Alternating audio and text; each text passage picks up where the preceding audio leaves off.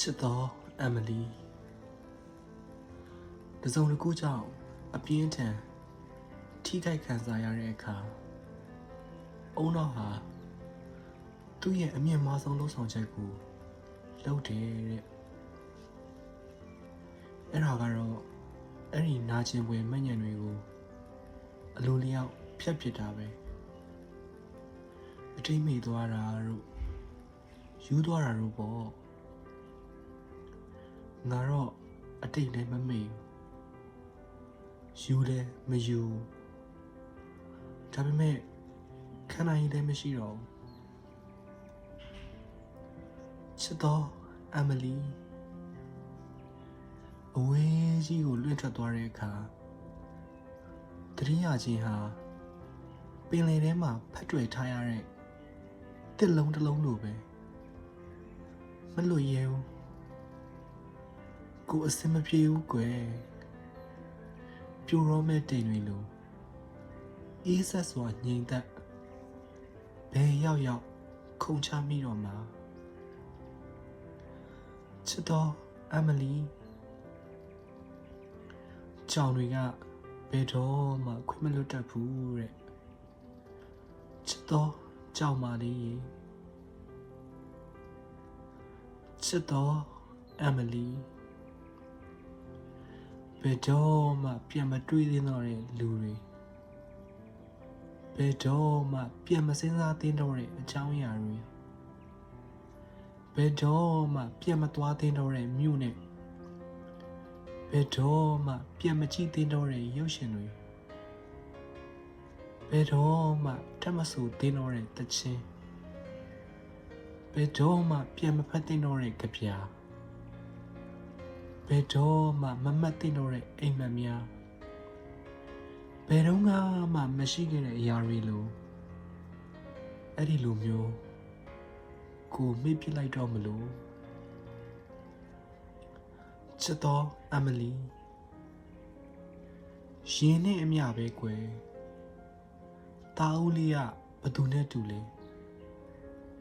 ရီစာဦးအချစ်ဦးပထမဆုံးသောမင်းကိုဘွားလေး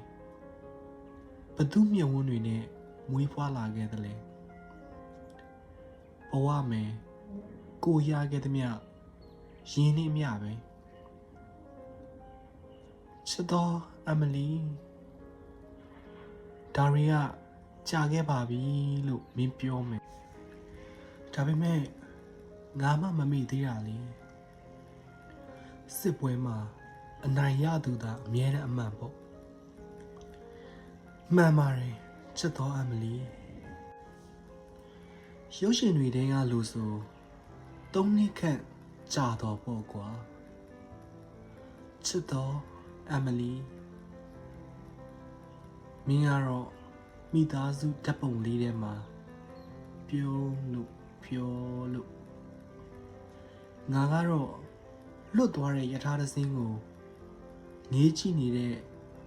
လူတစ်ယောက်ရဲ့မျက်ဝန်းတွေနဲ့မင်းပျော်တွေကိုငါမှငေးလို့မင်းပျော်နေတာကိုငါမှငေးလို့တီတာရင်မြင်ဆုံးချေတော့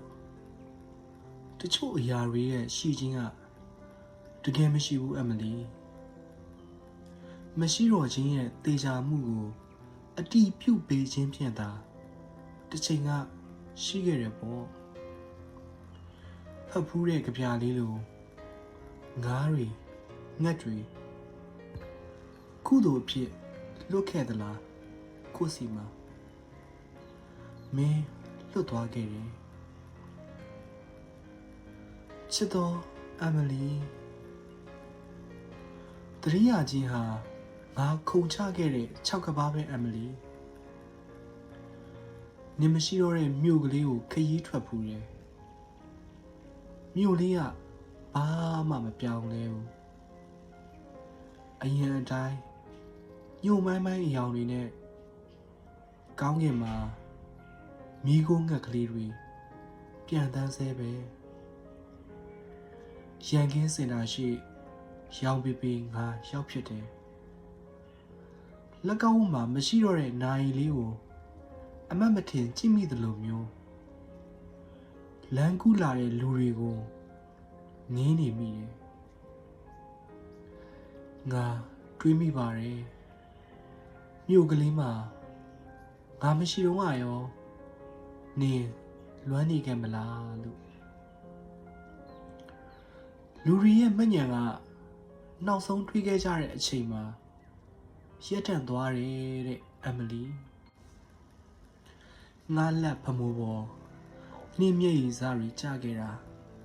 ငါမမိတာပေါ့အဲ့ဒီတုန်းကမနှက်ဖန်ကိုရိုးလက်ထက်ကြမယ်လို့ပြောခဲ့တယ်နော်ရေရမောရပါတယ်အမလီရဲ့ရေစရာမောစရာပါပဲအဲ့ဒီလိုပြောပြီးကလေးကဝေးလိုက်ရတာနင်ကလည်းနေ့အမျိုးသားကိုချစ်တဲ့အကြောင်းပြောထွက်နိုင်တဲ့အထိငါကလည်းနေ့အကြောင်းတွေးပြီးအခြားမိန်းမတစ်ယောက်ရဲ့နှကန်းကိုနမ်းနိုင်တဲ့အထိအခုနင်မရှိတော့တဲ့မြို့လေးကိုငါရောက်နေတဲ့အမလီနင့်မျက်ဝန်းလေးတွေဆူဆွတ်လာတိုင်းနင့်နှကန်းလေးတွေနွေးနေတတ်တာသတိရတဲ့အမလီရှင်ထဲမှာဘယ်တော့ကဝေးဘူးလို့လဲသတိရရင်နံပါတ်1ကိုနှိပ်ပါမမေ့သေးရင်နံပါတ်2ကိုနှိပ်ပါဘယ်တော့မှမမုန်းခဲ့ဘူးဆိုရင်ငါ့ကိုဖုန်းခေါ်ပါမင်းမြို့မှာပွင့်တဲ့ပန်းကတစ္ဆာပန်းနဲ့အမလီမန္တလေးမြို့ရဲ့ဆောင်းညတွေမှာတော့ဘယ်တော့မှမပွင့်မဲ့ပန်းအတွက်ငါမူးလဲနေတတ်ပြီဘယ်တော့မှပြန်မတွေ့ဖြစ်တော့မဲ့လူတစ်ယောက်ရဲ့ပါးကိုအဝေးကလမ်းနှမ်းရတာဆမ်းပါတယ်လွမ်းနေလို့မပြောပဲလွမ်းနေရတာမျိုးကိုအချစ်ဟောင်းလို့ခေါ်တယ်အမလီရီးစားဟောင်းနဲ့နင့်ကိုငါရီးစားဟောင်းပါတဲ့အမလီရဲ့ငါမှာအထိတ်တလန့်ပါပဲရင်ထဲကဂန်းခေါ်ပန်းတွေအခုထိမကြွေသေးတာသူတို့သိရင်ကောင်းမယ်အိမ်ရှိကဘရောက်ပင်ကြီးကိုမျက်နှာချင်းမဆိုင်ရဲဘူးအမလီရဲ့ငါတို့အတူထိုင်နေကြဝရန်ဒါလေးကနေကြည့်လိုက်တိုင်းသူကငါ့ကိုမေးတယ်နောင်နာတရားဟာကိုလွတ်သွားတဲ့ယထာတစင်းရဲ့မိကိုပွေတွေကိုစိတ်နဲ့လမ်းဖမ်းရတယ်လို့မျိုးလားတဲ့စိတ်ပြည့်ငြင်းငွေ့စွာလဲချလိုက်တော့ကောင်းကင်မှာနှက်ဖွက်ထားတဲ့တိမ်တွေမျက်ဝန်းနဲ့ရေးတဲ့ကြပြတွေကိုဘယ်သူမှနားလည်မပေးကြပါဘူးကွယ်အချစ်ဟာတပင်တပင်ဆိုအလွမ်းဟာရွှေကြည်တွေပဲအမလီဘယ်တော့မှငကိုအတိုင်းပြန်မဖြစ်တော့မှတိတိကြီးနဲ့လေငါအိမ်မက်မက်တယ်အမလီအိမ်မက်မက်တာမဆမ်းပါဘူးဒါပေမဲ့အိမ်မက်ထဲမှာတော့နင့်ကိုငါမပိုင်တာဆန်းတယ်မနက်ခင်းတွေမှာနင့်အမျိုးသားနဲ့အတူနိုးထလာတိုင်းငါ့ကိုသတိရပေးပါအမလီငါ့ကိုချစ်ရင်သားလေးမွေးပါဆိုတဲ့စကားနောက်တာမဟုတ်ဘူးနောက်တာမဟုတ်ဘူးချစ်တော်အမလီရဲ့ငါများအရှင်လက်လက်နေရင်ထဲမှာဝင်စားမလားလို့လေ ပြောပါတယ်အမလီရေဘသူနဲ့မှစကားပြောဖို့မလိုပဲတိတ်တိတ်လေးနေထိုင်နေရတာပျော်ပါတယ်ချင်းဆက်ခောက်ဆွဲတပွဲကိုတယောက်တည်းစားရတာပျော်ပါတယ်ကော်ဖီတစ်ခွက်ကိုတယောက်တည်းတောက်ရတာပျော်ပါတယ်ညဘက်ဆိုဘသူကိုမှနှုတ်ဆက်စရာမလိုပဲအိပ်ရတာပျော်ပါတယ် secret တွေအတားအဆီးမရှိတောက်ရတာပျော်ပါတယ်ဒုတိယလူတချင်းကိုနားထောင်ရတာပျော်ပါတယ်ကိုယ်တေတွင်ကိုမျက်မျက်နုံနုံတူးရတာပျော်ပါတယ်ငါအခုချက်ချင်းလဲတည်ပြီးနင့်ဘက်ဘက်ပခုံးမောကတက်တူးလေးအဖြစ်များဝင်စားမလားနင်းကိုယ်တိုင်မွေးတဲ့နှင့်သားလေးအဖြစ်များဝင်စားမလားငါတေတွင်ငါတူးရတာချမ်းမြေ့လာပါတယ်အမလီကိုပခုံးကိုကိုက်နေတဲ့ချင်းကောင်ကိုမရိုက်အားသေးသလိုမျိုးတတိယစိတ်ဟာတဆစ်စစ်ပေါ်အမလီရဲ့တန်တရားတထောက်မှာကိုစောင့်နေမှာပေါ့တက်တူးစင်တူထိုးဖို့အော်စတာဖနက်ကလေးစင်တူစီးဖို့ကော်ဖီခွက်နဲ့တိတ်တိတ်လေးထိုင်စူပါနက်ထရယ်ဇလန်တွေအတူတူကြည့်ဖို့စာအုပ်တို့ကိုအတူတူဖတ်ရင်းမင်းပါလေးကိုဖြတ်ခနဲနမ်းလိုက်ဖို့ကိုစောင့်နေမှာပေါ့မင်းအတွက်နောက်ဆုံးဆိုတဲ့ကြပြလေးမှာအဆုံးသတ်မရှိကြောင်းပြောပြဖို့ကိုဖွဲ့တဲ့အလွမ်းတီးတွေမှာမင်းပခုံးပေါ်လာနာမဲ့ချစ်စရာလေးပြတွေပါကြောင်းပြောပြမလို့ကိုကျင်နာရတဲ့ဖျားနာနေသောဂန်းခေါ်ပွင့်လေးဟာမင်းဖြစ်ကြောင်းပြောပြဖို့တန်တရားတစ်ထောက်မှာကိုတိတ်တိတ်လေးစောင့်နေမှာပေါ့ကွယ်နင်ပြောခဲ့တဲ့စကားလေးအတိုင်းပဲငယ်ဘဝရဲ့ကစားကွင်းလေးကိုပြန်ရောက်တဲ့အခါပျော်ရွှင်မှုချီရာတွေကိုပြန်မတွေ့တော့သလိုမျိုးအတိတ်ဟာတူတိုင်းနှက်တဲ့စိတ်သေးတွင်ပေါ်အမလီနင်ဘယ်တော့မှပြန်မလာတော့မဲ့မြေမှာငါနိုင်ငံကိုအခိုင်အမာတည်ထောင်နေရတာမောတယ်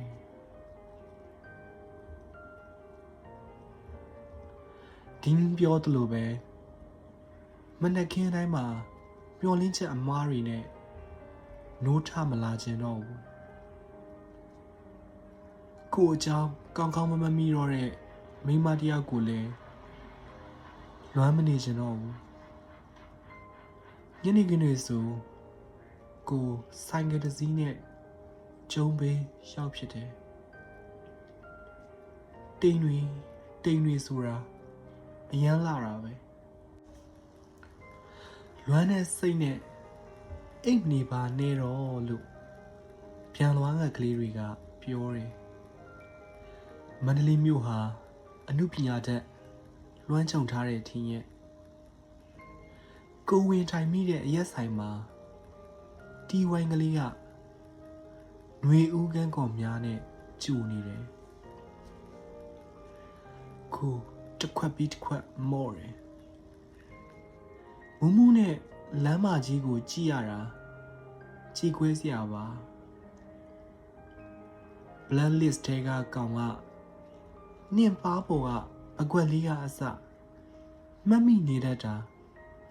တိတ်တော့စောက်ရင်မပါဘူးအမလီရဲ့နင်းသေးပြီးငါယူသွားတယ်လို့အိမ်မက်မက်တဲ့အမလီဒါပေမဲ့တကယ်တမ်းကနင်းအရှင်လက်လက်ရှိနေရဲ့နဲ့ငါယူနေတာအခုတလောငါမှာအဖက်ဖက်က ျက်စီးပြိုကျနေတယ်လူဘဝရဲ့ရှင်သန်ခြင်းဟာဘာလဲငါမှအဲ့ဒီမေကွန်းကိုတဖွာဖွာရွတ်နေမိတယ်ငါ့ကိုတကယ်မချစ်တဲ့မိန်းမတွေကြောပေးလိုက်တာနဲ့ဘယ်တော့မှပြန်မတွေ့ကြတော့မဲ့ဆက်ဆံရေးတွေတယောက်တည်းဖြစ်နေတယ်လို့ကြောင်ချောက်ချားတွေးပြီးတကယ်လဲတယောက်တည်းဖြစ်နေတာမျိုးတွေငါနေထိုင်ရာမြို့ကိုလူမရှိတဲ့ကျွန်းကြီးလို့ထင်နေမိတာတွေငါမပြောဘူးအမလီငါတကယ်ကိုမပြောဘူးတေဆုံးသွားတဲ့လူတစ်ယောက်နဲ့မတွေ့နိုင်တော့သလိုမျိုးကြီးကိုအရှင်လက်လက်ဝေးသွားခဲ့ရတယ်လို့ငါခံစားရတယ်ခံနိုင်ရည်တွေထပ်ပို့ပြီးတော့အဆက်အသွယ်ပြတ်သွားတယ်လို့ငါခံစားရတယ်တကယ်တည်သွားရင်နောက်ဘဝရှိတဲ့အမလီရှင်ခွဲမှာနောက်ဘဝမရှိဘူးမင်းချုပ်ကွေးလိုက်တဲ့လမ်းတိုင်းရဲ့အဆုံးမှာငါရှိနေခြင်းနဲ့အမလီဒါပေမဲ့စက္ကန့်တိုင်းမှာငါတို့ပူဝေးသွားကြတာသတိရတယ်ငါလမ်းလိုက်တဲ့ခြေလမ်းတိုင်းဟာ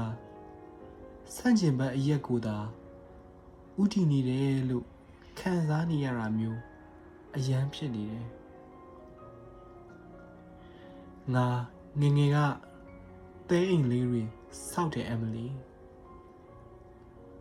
ဒါပေမဲ့